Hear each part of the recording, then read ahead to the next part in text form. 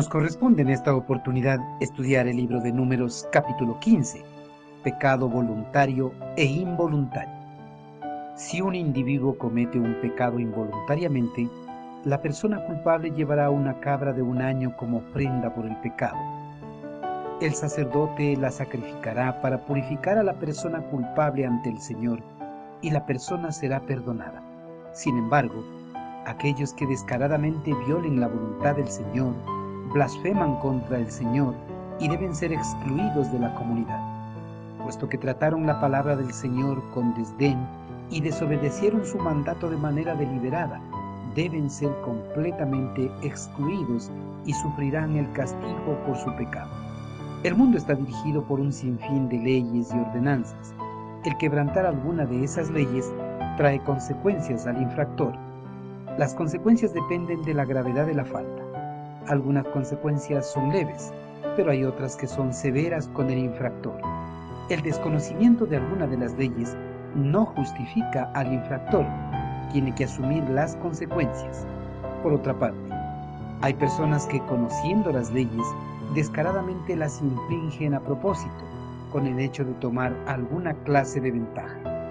En el pasado, el eterno Creador dio una serie de leyes, normas y ordenanzas al pueblo hebreo. El quebrantar alguna de ellas era considerada una ofensa al mismo Creador. El pueblo hebreo debía tener conocimiento de cada una de esas leyes para no pecar contra su Creador. Dios conocía la fragilidad de la mente de su pueblo. Sabía que no podrían guardar todas sus leyes en sus mentes. Por esa mente frágil, sabía también que algunos israelitas quebrantarían algunas de sus leyes involuntariamente. Por ese preconocimiento de la mente de su pueblo, Dios estableció un ritual en favor de las personas que violaran su ley involuntariamente. A través de este ritual, las personas encontrarían el perdón de Dios a sus pecados. Por otra parte, el eterno Creador también tenía el conocimiento del corazón perverso de su pueblo. Sabía que algunos quebrantarían su ley descaradamente. Dios, en contra de ellos, decretó un castigo. Dios, en su amor y misericordia, estaba dispuesto a perdonar a aquellos que hubieran cometido errores no intencionales, si se daban cuenta de sus errores rápidamente y los corregían. Sin embargo, los que pecaban deliberadamente recibían un juicio más severo. El pecado intencional surge de una actitud impropia hacia Dios. El pecar deliberadamente es desafiar a Dios y sus mandamientos. Es merecedor de un justo castigo.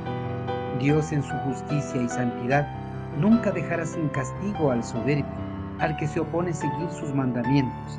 Por eso, el eterno Creador decretó que si algún israelita o extranjero pecaba deliberadamente, sería expulsado del pueblo. Estas instrucciones, traducidas a los términos del Nuevo Testamento, recalcan que cuando las amonestaciones fraternales no surten efecto, el pecador obstinado debe ser expulsado de la congregación.